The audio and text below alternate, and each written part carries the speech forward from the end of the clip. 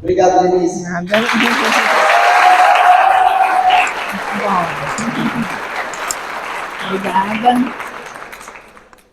Bom dia a todos. Bom dia. Um grande prazer estar aqui com vocês. Não conhecia esse movimento de vocês, achei super bonito. As equipes das pessoas, dos casais, isso sim eu conhecia. Inclusive eu estava contando ali na mesa para a Natália que os meus avós participaram das equipes de Nossa Senhora já mais velhos, né? E que inclusive as equipes os reaproximaram dos sacramentos depois de 40 anos de casados, né? Na missa de 40 anos deles, que eles se reaproximaram dos sacramentos. Então tenho muita gratidão às equipes de Nossa Senhora. Bem, o nosso tema aqui é essa fala sobre a vida de estudo, né? São José Maria Escrivá, no livro Caminho, ele fala: aquele que puder ser sábio, não lhe perdoamos que não o seja. É algo que é uma chamada para todos nós, né? E a sabedoria é algo que vai muito além do conhecimento, né? A sabedoria, ela implica tanto um conhecer teórico como um realizar prático daquilo que se sabe. E a sabedoria é um dom do Espírito Santo, né? Então, de fato, para alcançar a verdadeira sabedoria, só Deus vai nos conduzir a ela, né? Então, o estudo, né, ele é uma prática muito necessária para todas as pessoas, né, mas ele ganha uma dimensão diferente para quem tem uma vida cristã, né?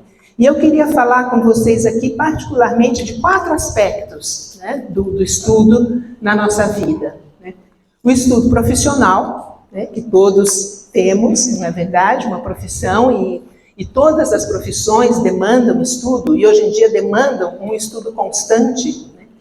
Eu brinco com alguém que está se formando, eu falo assim: olha, tudo bem, você está se formando, mas hoje em dia não existe mais formatura, né? Quer dizer, a gente não vai poder parar de estudar nunca, né? Porque as coisas evoluem muito rapidamente, a gente sempre tem mais a aprender, né? Então, todo o aspecto profissional, né? Depois nós temos um aspecto cultural, né? A necessidade de efetivamente estar inseridos na sociedade em que vivemos, conhecer, né?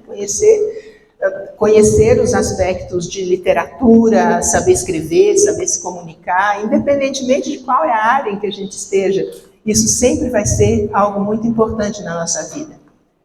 Depois, a cultura cristã, né? Conhecer a doutrina da igreja, estudar, aprofundar, né? Ter efetivamente um conhecimento, vamos dizer assim, de acordo com a nossa formação cultural, né?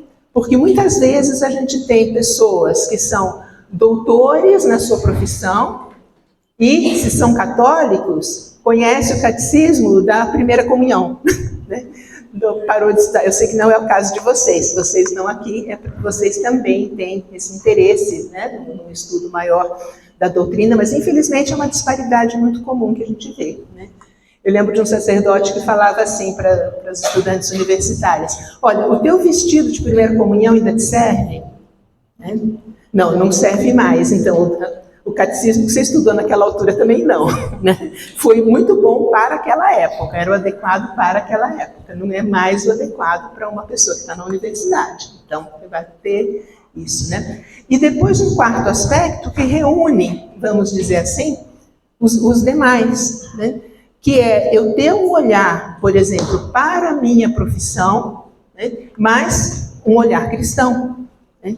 Porque nós temos muitos desafios, né? Então, uma pessoa que está numa área médica, qualquer área de saúde, precisa conhecer bioética, precisa saber o que, dentro daquilo que lhe é apresentado na sua área profissional, o que é coerente para a vida de um cristão e o que não é coerente. Como que no exercício da minha profissão, eu vou também ter em conta, né, os aspectos éticos, os aspectos morais. Isso vale para todos os âmbitos, né? Uma pessoa que estudou economia precisa conhecer a doutrina social da igreja. Todo mundo precisa conhecer a doutrina social da igreja. Mas uma pessoa que está se direcionando para esse lado, um lado mais da economia, da política, né, da sociologia, precisa conhecer a doutrina social da igreja e relacionar a doutrina social da igreja com a sua vivência diária. Né? Isso não é um desafio pequeno, né? Esse é um desafio muito grande. Né?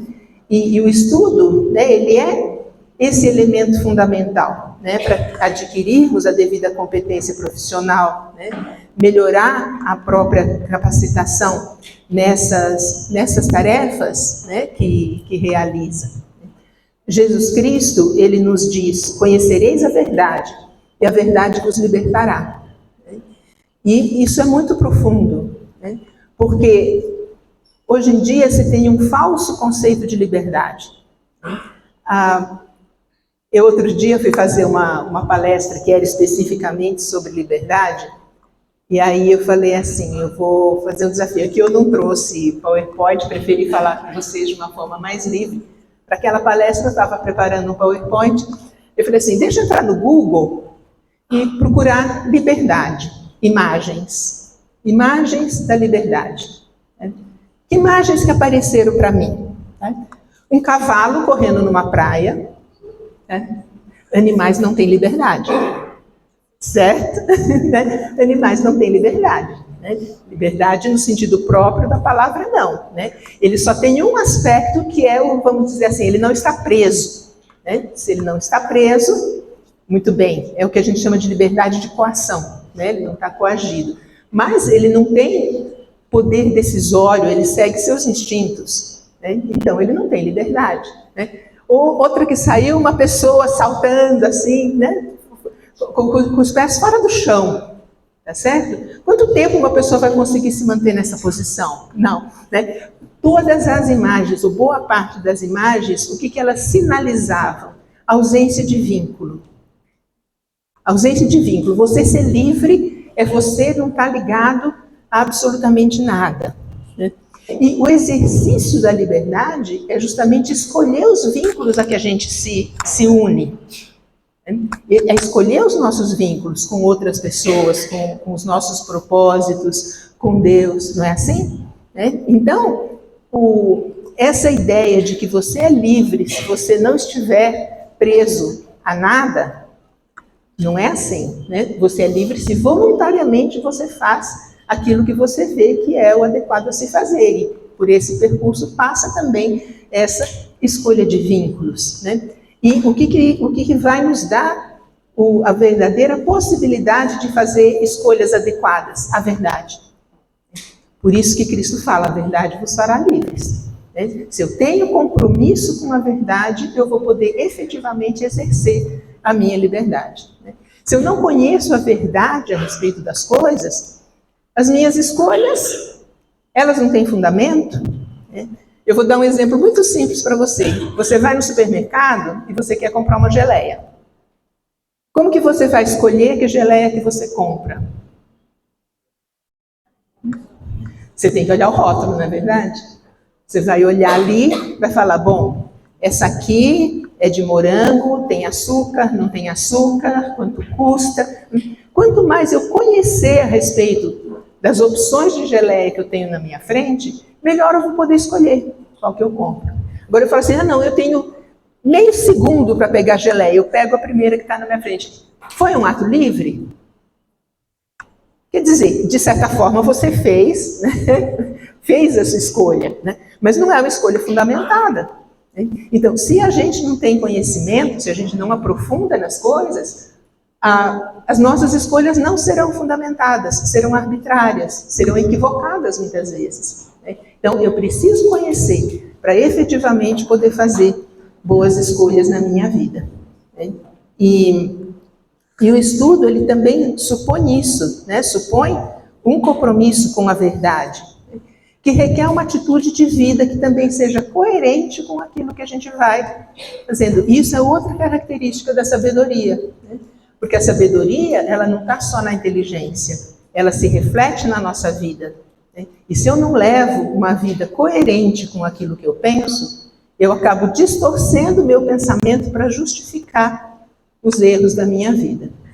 Se a gente analisar grandes problemas que nós tivemos na história da filosofia, na história da teologia, caminhos errados, heresias, distorções de pensamento que vão influir muito ao longo da história da humanidade, a gente vê que muitas dessas distorções, elas vêm exatamente da falta da coerência de vida daquela pessoa. Está na biografia daquela pessoa, né? Então, para justificar o seu modo de viver, ela acabou inventando uma filosofia, vamos dizer assim, né? Ou distorcendo a fé católica, né? E isso vai ter grandes influências depois no pensamento, né? Eu não sei se vocês já repararam isso, mas uma mudança na filosofia, ela leva a uma mudança social e política dali um século. Se a gente olha as grandes mudanças sociais e políticas da humanidade, para bem e para mal, né, os grandes problemas que a gente tem, você vai procurar a raiz de pensamento que está por trás daquilo, você vai encontrar um século antes aquele pensador, né? Foi um século para amadurecer na sociedade aquelas ideias até que elas efetivamente criassem raízes, vamos dizer assim, e efetivamente influíssem no modo de pensar da população como um todo, a ponto de ter, por exemplo, uma revolução, de ter, né, uma mudança de estrutura, enfim, né, são coisas... O pensamento antecede, né, o pensamento antecede. E daí a grande importância, né, que a gente seja também, nesse âmbito, fermento na massa, né? Vamos poder ajudar ali a nossa volta, né, com bons pensamentos. Mas para isso, antes de mais nada, a gente precisa ser um bom fermento, né? Aquilo que Cristo fala, né? Se o sal perde o seu sabor, né, com que se há de salgar, né? Nós temos essa vocação de ser sal e fermento no meio do mundo, né? E para isso, a gente precisa estar capacitado também, né? Também é de São José Maria, ponto 337 de Caminho, que diz: frequentas os sacramentos, fazes oração, és casto, e não estudas. Não me digas que és bom, és apenas bonzinho. Né? Então, né, é isso, né? E às vezes, quer dizer, pode até ser uma desculpa para quem é estudante, né? Um ativismo que, muito bem, tem o seu espaço, né? Um ativismo até na própria vida da igreja, um trabalho social, tantas coisas, né, que nós podemos fazer e que são muito boas, mas isso não pode nos tirar daquilo que é a nossa obrigação básica de cidadão, né? Quer dizer, quem ainda é estudante, né? Estudante é o que estuda, na verdade a sua profissão é estudar, antes de mais nada, né? Antes de mais nada. E quem já está formado e já está trabalhando, como eu falava, não pode parar de estudar nunca, né? Porque senão a gente fica pelo meio do caminho, né? Então é necessário, né, ter essa perspectiva, né? Aprender a apreciar o estudo, né? Gostar daquilo que nós fazemos, aquilo que eu falava também, ampliar, né? Hoje em dia a gente muitas vezes é muito especialista, né? Fica só naquele âmbito, né? E isso, pois muito bem, é importante, né? É importante. Eu, como comentário aqui, eu fui professora da Universidade de Brasília, né? Minha área é microbiologia, fiz meu doutorado em microbiologia, então estuda lá as bactérias, os vírus, né? Certa coisa ali, a vida microscópica de uma forma geral, né? Inclusive foi esse viés científico, vamos dizer assim, que acabou me trazendo também para a luta pró-vida, né? Porque defendendo a vida desde a concepção e explicando como que acontece, né? Porque que aquela primeira célula já é um ser humano que depois vai se desenvolver ao longo de toda a sua vida, né? Mas o que a gente vê, né, no ambiente científico é que cada vez as pessoas sabem mais sobre menos, né? Então, eu sei muita coisa, né? Quer dizer, eu sou da microbiologia, mas dentro da microbiologia eu estudei a Critidea fasciculata. Vocês nem sabem o que é isso, não é verdade? E realmente, porque é um protozoário que vive em insetos que a gente não tem, mas ele é da família dos tripanosomas, então sabendo algumas coisas sobre a critídea, eu posso ampliar um pouco para o tripanosoma, que esse sim causa doença de Chagas, né, então eu posso aqui. Mas, né, estudei a critídea, e eu estudei um aspecto critídea. E se você fica só nisso, né, isso não te traz sabedoria para a vida. Né? Isso te traz, sim, um conhecimento científico que é importante, que dentro da sua área de trabalho é o que vai te dar também, né, um relevo profissional que é importante, que é relevante. Bom, então, mas ali, né, você tem isso. Só que, né, você não pode ficar só nesse aprofundamento em um aspecto. Ah, eu sou da área de exatas, eu só aqui, beleza, mas você convive com pessoas. Então, as humanidades importam para todos nós, né? Eu não vou ficar só naquela área específica, né? É importante aquilo que eu já comentava com vocês, né? Então, esse alargar os horizontes, né? Para poder iluminar verdadeiramente o nosso mundo de hoje, né? Que tanto necessita, né? Exatamente dessa sabedoria, né? Desse conhecimento mais amplo, né? Então, e aí também, né, buscando conhecer, né, a doutrina da igreja, e como eu falava com vocês, perceber as pontes que há, né, entre os ensinamentos de Cristo e os diferentes aspectos do mundo atual, né, conhecer os documentos do magistério, né, o que o Papa escreve, o que vem, né, das sagradas congregações, e tantas coisas que vão nos atualizando, né, para as necessidades realmente do mundo em que nós vivemos, né? E dependendo da área de profissão de cada um, também tem aqueles aspectos que são mais próprios, como eu comentava anteriormente, né? Quem é da área de saúde precisa conhecer bioética, não tem como fugir disso, vamos dizer assim, né? Para si mesmo, para ajudar as outras pessoas, para ter discernimento, né? Agora, se por um lado, né, a igreja nos ilumina, a gente pode cair no erro contrário, vamos dizer assim, que é achar que a igreja vai ter uma solução concreta para tudo, porque ela não tem, né? E cabe aí um pluralismo de opiniões, né? Por exemplo, na política, na economia, existe um limiar, vamos dizer assim, que você fala, não, peraí, né? Esse pensamento aqui, ele é totalmente anticatólico, né? Isso aqui eu não posso defender, né? Mas, geralmente, vamos dizer assim, aliás, acho que praticamente todas as vezes, a gente tem a noção do que não, né? Do que não, isso aqui, não. Né? Essa solução econômica, ela é muito injusta, né? Isso aqui não pode ser aceito. Né? Agora, qual é a solução econômica? Não existe uma solução católica econômica, vocês entendem? Eu tenho um pluralismo de ideias, que são diversos caminhos, todos eles lícitos. Então, eu tenho que respeitar também a posição do outro. Né? Eu tenho que conhecer para escolher o caminho que eu penso que seja o mais adequado, e eu tenho que respeitar a opinião das outras pessoas, que pode ser divergente da minha, mas que nem por isso é uma opinião não católica, vamos dizer assim. Né? Não, pode ser católica também. Né? Então, a gente não tem, né, esse pluralismo naquilo que é opinável, a gente fala. Né? A gente tem muitas coisas que são opináveis. Dentro até da própria teologia, a gente tem temas que estão muito definidos, mas a gente tem temas em debate. Uma pessoa pode ter uma opinião, outra pessoa pode ter outra, e muito bem, né, fazer um debate sério, maduro, né? E buscamos amar Deus, né, com todo o nosso coração e com todo o nosso entendimento. Então, o estudo vai ter aí o papel. E, gente, estudar cansa, né? A gente sabe disso. Né? Então, exatamente por causa disso, é muito importante a gente sempre estar relembrando o fim, vamos dizer assim, para que eu estou fazendo aquilo. Né?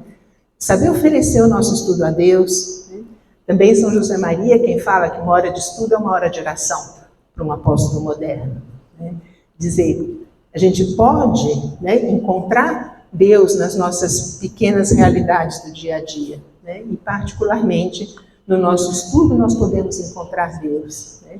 E Ele nos espera, né? Ele nos espera. Saber descobrir os nossos modos de estudar, porque a gente tem vertentes muito diferentes, né? Tem gente que fixa mais o que vê, o que ouve, né? Tem tendência de ter uma visão mais abrangente, ou tem tendência de ter mais foco, né? É importante as duas coisas, né? Aquilo que falava, hoje em dia a gente sabe cada vez mais de menos, mas eu também preciso saber ter um panorama geral, né? Saber fazer um trabalho interdisciplinar, né? Dialogar com outras pessoas de áreas correlatas que vão ajudar a ter uma visão mais ampla do problema. Quase nada hoje em dia se faz sozinho, né? Quase nada. A gente sempre precisa de diferentes olhares ali, de diferentes especialidades, de saber se colocar nesse diálogo também é muito importante, né? Eu tenho mais uma referência aqui, que é de São José Maria, que é do livrinho Forja, que diz assim: urge difundir a luz da doutrina de Cristo, entesoura a formação, enche-te de clareza de ideias, de plenitude da mensagem cristã, para poderes depois transmiti-la aos outros. Não esperes umas iluminações de Deus, que Ele não tem por que dar-te quando dispões de meios humanos concretos, o estudo, o trabalho. Quer dizer, né? Aquele aluno que não estudou para a prova e depois vai fazer novena, né? Para ir bem na prova. Deus vai dizer: meu filho, eu não vou estimular sua vagabundagem, não. Não é? Quer dizer, tudo bem, a gente pode pedir, né? Pode pedir luzes a Deus na hora que está estudando, principalmente, né? Não para que Ele ilumine a nossa falta de estudo, né? Para que Ele ilumine o nosso estudo, né? Para que Ele nos ajude a compreender, né? Aquilo que nós estamos fazendo, né? Então, eu tive um aluno que cada prova dele ele encabeçava com uma oração lá. Não sei se ele sabia que eu era católica, né? Que um pouco achava que ia amolecer meu coração, mas era justo o contrário, né? Porque o que eu quero ler na prova dele não é isso, não. Eu quero ler a resposta correta lá, porque eu estou perguntando de microbiologia, né? E de repente acaba sendo até mau exemplo. Né? Quer dizer, uma pessoa que é publicamente conhecida por ser católica, por participar de um movimento, por ser uma liderança, muitas vezes, né? Mais obrigação que essa pessoa tem com a sua coerência de vida, não é verdade? Que exemplo que a gente está dando para aqueles que convivem conosco, né? Para que são nossos colegas de universidade, que são nossos colegas de trabalho, que estão ali pensando, será que essa pessoa pode... A gente está sendo Cristo para essa pessoa nesse ambiente, né? Porque essa é a missão do cristão. Né? Cada um de nós é Cristo onde nós estamos. Né? E isso foi algo muito compreendido, né, pelo Concílio Vaticano II em relação à missão do leigo católico. Né?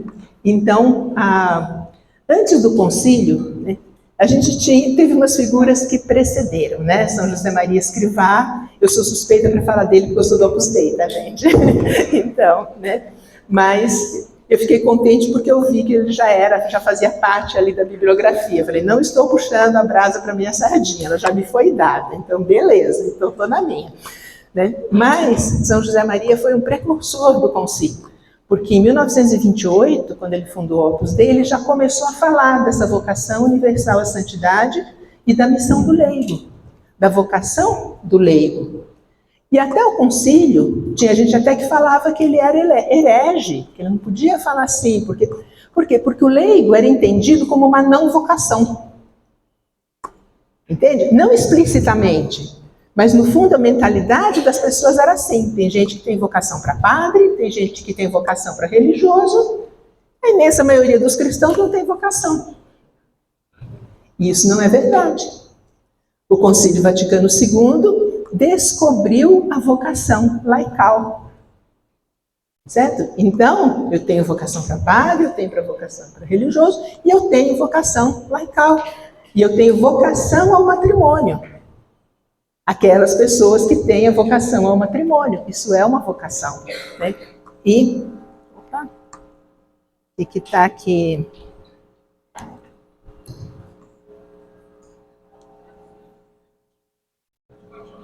Foi? Falando? E aí fica bem. Então, qual é a vocação do leigo? É justamente levar Cristo à entranha da sociedade. Né?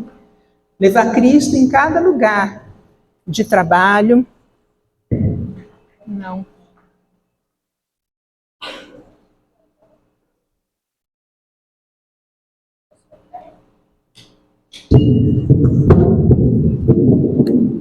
Engraçado que mesmo desligando aqui, ele está... Pronto? Tudo bem? Não, tá baixo.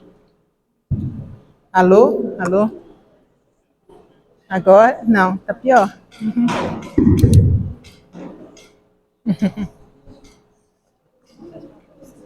Oba. Pronto, tá. Vai ficar um ruidinho ali de fundo? Será que é desligando?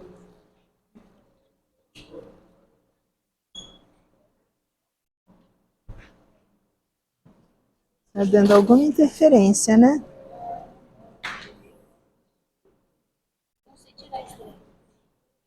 Pronto. Alô? E o seu? Tirou. Tirou outro? Aqui, ó, o seu tá ligado. Alô, tá ligado? Peraí. Agora tá ligado. Tá ligado? Não. Tá ligado? Agora sim?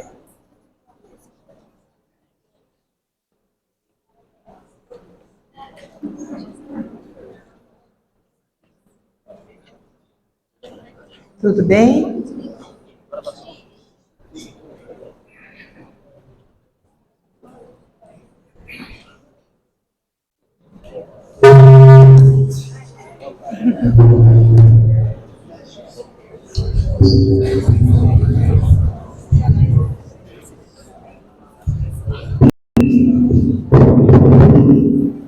Peraí, desliga aí.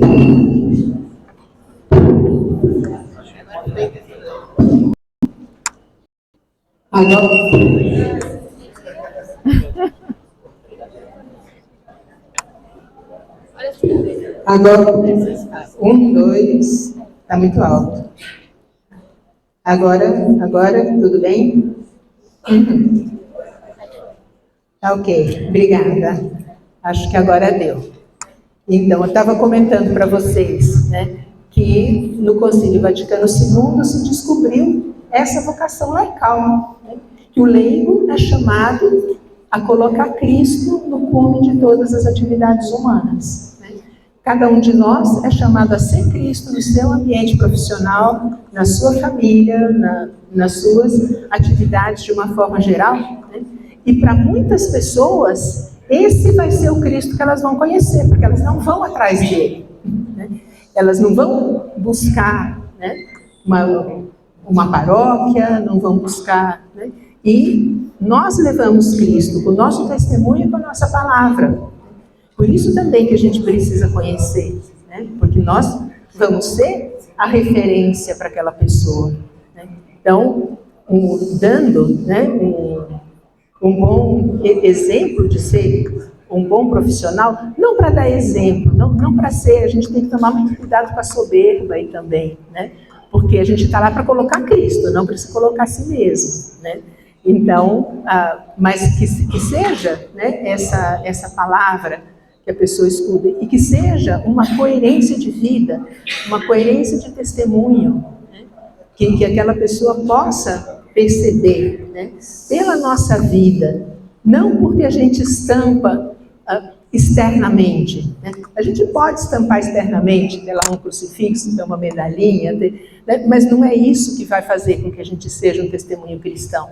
Né? O que vai fazer com que a gente seja um testemunho cristão é o nosso comportamento, né? É o modo como nós nos preocupamos pelas outras pessoas, né? Que temos ali a palavra, que ajudamos também profissionalmente. E aí, de novo, né, o que vai ser importante para isso? Né? O nosso conhecimento, né? O ter aprofundado. O Papa João Paulo II, São João Paulo II, na Novo Millennium Iundi, que é uma encíclica que ele escreveu, né, para passagem para o novo milênio, ele diz assim: é importante fazer um grande esforço para explicar adequadamente os motivos das posições da Igreja, enfatizando principalmente que não se trata de impor aos não crentes uma perspectiva de fé, mas de interpretar e defender os valores radicados na própria natureza do ser humano. A caridade se converterá, então, necessariamente em serviço à cultura, à política, à economia, à família, para que em todos os lugares sejam respeitados os princípios fundamentais, dos quais depende o destino do ser humano e o futuro da civilização. São palavras muito fortes, né? Então, e é isso, né? Quer dizer, as pessoas ficam falando, né? Eu também já, quando me apresentaram aqui, comentaram que eu faço parte do movimento Pró-Vida, né? Movimento Brasil Sem Aborto, e a gente muitas vezes tem ocasião até de debater com quem pensa o contrário, né? E eles sempre falam, mas a sua posição é religiosa. Eu não uso um argumento religioso, eu só me baseio na ciência do direito, né? Que é aquilo que a gente pode exatamente compartilhar com as demais pessoas, né? Então, não significa, eu costumo falar que o que faz com que muitas pessoas, tanto católicos como evangélicos, como espíritas, que também participam muito do movimento Pró-Vida, se dediquem a essa causa, né? A sua motivação muitas vezes é religiosa, né? Inclusive porque o embrião não tem nada que retribuir, né? A gente luta por alguém que nunca vai nos retribuir, né? Que é exatamente, né, esse ser humano mais frágil, né? Que está ali no útero da sua mãe, né? Então, a motivação, sim. O argumento, não, né? O argumento é de âmbito natural, o argumento é científico, o argumento é filosófico, é jurídico, né? Que a gente pode compartilhar com qualquer outra pessoa. Só dizer, não, mas isso é imposição da fé. Não, né? Não, os próprios documentos da Igreja usam toda essa filosófica e científica, que são acessíveis a todas as pessoas de vontade, né? Não por acaso, quando escreve dentro de determinados assuntos, não dirige a sua encíclica somente aos cristãos, mas ele dirige a todos os homens de boa vontade. Por quê? Porque ele está usando argumentos que são acessíveis a todos os homens de boa vontade, né? Que podem reconhecer a dignidade da vida humana. Essa dignidade da vida humana, desde a concepção até a morte natural. Isso não é uma coisa simplesmente de um âmbito teológico, né? Isso é algo que pode ser reconhecido na própria natureza do ser humano, né? E cada vez mais a gente vai vendo, né, quantos erros no mundo atual são falta de uma boa antropologia, né? Do homem se reconhecer como ele é, com as suas imensas possibilidades, com a sua dignidade e também com seus limites, né? Nem tudo nós somos capazes de fazer, né? E nem tudo que nós somos capazes de fazer, nós devemos fazer, né? Então, pois é exatamente esse âmbito todo que precisa ser reconhecido exatamente por meio do estudo dessas áreas que eu comentava com vocês, né? Dizer, tanto a doutrina da Igreja, por um lado, essas áreas mais humanas, por outro, né? A filosofia, a antropologia, o ser humano se conhecer a si mesmo, né? Nós precisamos muito disso para poder participar do debate social, né? Para poder estar inseridos na sociedade como alguém que tem o que dizer, né? Alguém que tem o que dizer em seu próprio nome, com a sua própria responsabilidade. Porque é aquilo que eu falava, a Igreja nos fundamenta, mas depois cada um desenvolve o seu próprio modo de pensar, né? Dentro desse âmbito de pluralismo que existe e que é tão rico, né? Então, eu preciso para isso desenvolver a minha própria capacidade, né? Também um trecho, né, de Dom Javier Echeverría, que diz assim, que foi prelado do Opus Dei também, né, diz assim: para nos conduzir a Deus, o estudo tem que se converter em motivo para nossa própria santificação e oportunidade para colaborarmos com Deus na santificação dos que nos rodeiam. Trabalhar assim é oração, Estudar assim é oração. Investigar assim é oração. Não saímos nunca do mesmo. Tudo é oração. Tudo pode e deve levar-nos a Deus. Alimentar esse convívio contínuo com Ele, da manhã até a noite. Todo trabalho honrado pode ser oração. E todo trabalho que for oração é apostolado. Desse modo, a alma se enrijece numa unidade de vida simples e forte. Esse conceito de unidade de vida é outro que foi muito aprofundado por São José Maria, que é exatamente o fato de que nós somos uma pessoa só.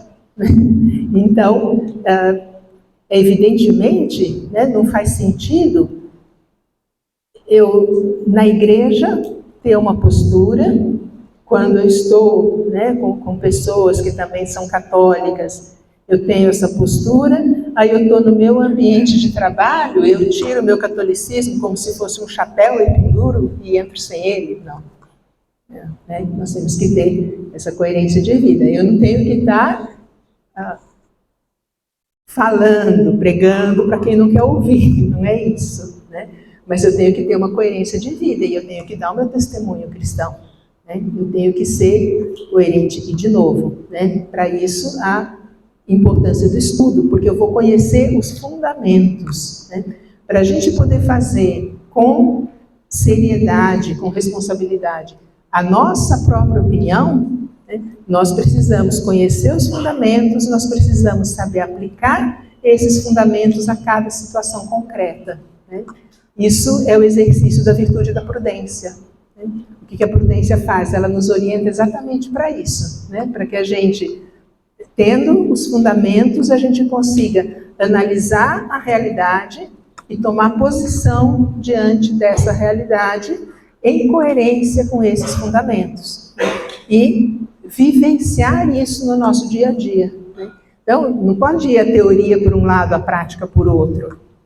Eu tenho essa unidade de vida. Eu sou a mesma pessoa quando eu estou na missa, quando eu estou fazendo a minha oração, quando eu estou rezando meu terço, quando eu estou lavando a louça lá em casa, ou quando eu estou no meu trabalho, em alguma coisa mais intelectual. E eu sou sempre a mesma pessoa. Eu sou sempre a mesma pessoa diante de Deus. Porque é só a opinião dele que importa. A gente muitas vezes tropeça porque se preocupa excessivamente com a opinião das outras pessoas. Então, eu estou figurando, eu estou ali. Bom, hoje em dia com as redes sociais, tudo tem filtro, não é verdade? Tudo bem, querem pôr um filtro no seu Instagram? Não é pecado. O motivo pode ser, pode ter uma vaidade danada ali atrás e peraí, tá certo? Agora, o problema é se a gente meio que se identifica com o filtro, vocês entendem? Que a gente já começa que a nossa imagem sempre seja filtrada, a nossa imagem que seja para as outras pessoas, e eu não sou eu mesma, eu não sou coerente com aquilo que eu penso, e dependendo de qual é o ambiente em que eu estou circulando, eu ponho um filtro diferente na minha frente, porque eu não quero me mostrar como eu sou, eu quero que aquelas pessoas naquele ambiente me vejam de um determinado modo, em outro ambiente me vejam de outro, em outro ambiente me vejam de outro. Isso não é coerente, isso não é cristão. Cristo fala dessa simplicidade de coração, de ser simples como as crianças, prudentes como as serpentes também. Tá certo? Nós não temos que ser ingênuos. Mas isso é muito diferente de ser autêntico. Mas uma autenticidade que está nessa unidade com Cristo. Não é uma autenticidade da espontaneidade, vamos dizer assim. Porque nem tudo no ser humano é bom. A gente tem o pecado, a gente tem que reconhecer isso. Então, a gente luta contra ele. Então, também não é falta de autenticidade eu não sair batendo na cara do outro porque me deu vontade. Não, peraí, autenticidade não é isso. Autenticidade é justamente eu pensar, eu sou coerente com aquilo que eu creio, com aquilo que eu conheço, e isso se expressa na minha vida, porque eu tenho o fundamento teórico, eu aprofundei, eu estudei, e por outro lado, esse aprofundamento teórico me leva a uma prática que seja coerente com esse aprofundamento que foi feito, né? Então, bem, vou ver o que mais eu quero colocar aqui para vocês, né? Sim, que os nossos argumentos, né, como eu falava, são argumentos, quando a gente participa, né, de um debate na vida social, que sejam acessíveis a todas as pessoas, né? Então, a gente não vai sair falando dos documentos da igreja, por exemplo, né? Mas eu preciso ter lido os documentos da igreja para formar a minha própria mente, né, e o meu próprio coração. E aí eu vou expressar daquele modo que seja mais conveniente em cada espaço, né, em cada lugar, dependendo também de quem é que está me ouvindo, de como que essas pessoas pensam, né? Ter essa abertura também para o modo de ser das pessoas, né? Nós não somos contra nada nem contra ninguém, né? Então, a gente tem que entender, né, que Cristo sempre teve o coração de ir atrás da última ovelha desgarrada, não é verdade?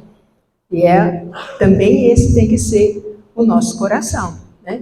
Essa ovelha desgarrada, muitas vezes ela vai poder estar trazendo opiniões que são ruins para a sociedade, e eu posso, no âmbito das ideias, mostrar a minha discordância, né? Mas nós não somos contra as pessoas, né? Nunca somos contra as pessoas, por mais que as pessoas estejam erradas, né? Então a gente tem que ter sempre esse coração misericordioso de Cristo também, né? E para isso, de novo, né, eu necessito conhecimento, né? Ajuda muito quando a gente conhece, por exemplo, a história da filosofia e você sabe onde que está o erro que está lá no fundo do pensamento dessa pessoa que nem ela mesma sabe, né? Ela não sabe, ela está ideologizada, ela foi levada por outras pessoas a ter um determinado pensamento ideológico, né? E ela própria não se dá conta disso, né? Por isso vai ser contraditório também, né? Muitas vezes, né? Comentava com vocês, como eu participo, por exemplo, de debates nesse tema do aborto, né, e outros temas de bioética, como as pessoas se contradizem, porque o argumento delas não tem fundamento. Então elas estão se contradizendo o tempo inteiro, né, mas não percebe. Ou percebe, mas está tão voltado ideologicamente ali que não consegue, né, chegar na argumentação. Então, ter o coração aberto para as pessoas nos ajuda, né, a também entender o lado. E, de repente, um pouquinho de verdade tem ali, e que você consegue ter um pouco de chão para pisar, para começar a argumentar, a explicar, a ajudar, né, quem tá do nosso lado, né, e tem aí um pensamento divergente, né, mas não a contraposição, né, e nunca, muito menos a violência, né, mesmo que seja uma violência verbal, né, isso não é nosso, né, isso não é cristão, certo? Então, o que Cristo nos ensina é a buscar cada ovelha perdida, né? E ele vai e busca e tem esse coração misericordioso. Então, é um coração misericordioso que nós também temos que ter, mesmo com aquelas pessoas que estão totalmente equivocadas nos seus caminhos, né? Agora, o que eu não posso é me deixar contaminar por essas ideias equivocadas que estão aí no nosso ambiente, né? Então, por isso a gente precisa formação, né? Para isso, a gente precisa efetivamente, como falávamos, conhecer a doutrina de Cristo, conhecer os documentos da igreja, saber traduzir isso na nossa própria linguagem para expressar para as outras pessoas, né? E poder estar, então, aí ao alcance de todos. Bom, eu acho que basicamente era isso que eu tinha para falar para vocês. Não sei se vocês querem alguma colocação.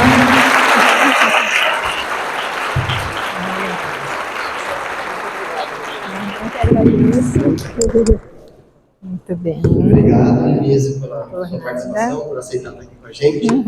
Muito bom, tenho certeza, ver muitas pessoas anotando, acho que vai ser bastante frutuoso. Agora a gente vai ter, daqui a pouco, um momento para eles discutirem os conteúdos. Tá ótimo. Fala, Cris.